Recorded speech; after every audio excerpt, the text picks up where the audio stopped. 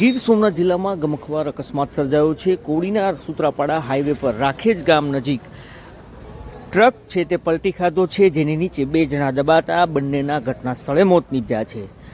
ગામ લોકોના જણાવ્યા મુજબ સાંજના 8:30 કલાકની આસપાસ સૌપ્રથમ ઇકો કાર અને બાઇકનો અકસ્માત સર્જાયો હતો, જેમાં બાઇક સવાર ઘાયલ થયો હતો। આ સમયે લોકોનું ટોળું છે એ અકસ્માત જોવા માટે એકઠું થયું હતું અને ત્યાંથી જે પસાર થઈ રહેલો ટ્રક છે તેના ચાલકે કાબુ ગુમાવ્યું છે અને એ ટ્રક છે જે લોકોના ટોળા ઉપર પટકાયો હતો, જેમાં બે લોકો છે અને બે બાઇક છે તે આ ટ્રક નીચે દબાયા હતા। બાઇકનો કચ્ચરઘાણ ભર્યો છે, જ્યારે બે વ્યક્તિના ઘટના સ્થળે મોત થયા છે। આ તમામ લોકોને કોડીનારની સરકારી હોસ્પિટલ ખાતે પીએમમાં ખસેડવામાં આવ્યા છે। બીજી તરફ પોલીસનો મોટો કાફલો અહીંયા પર પહોંચ્યો છે। મોટી સંખ્યામાં અહીંયા પર લોકોનો જમાવડો થયો છે।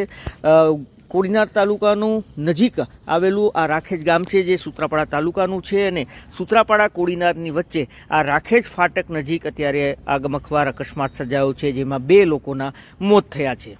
જો કે જે ટ્રકનો ચાલક છે તે ઘાયલ છે અને તેને રાનાવાલા હોસ્પિટલ ખાતે સારવારમાં ખસેડવામાં આવ્યો છે।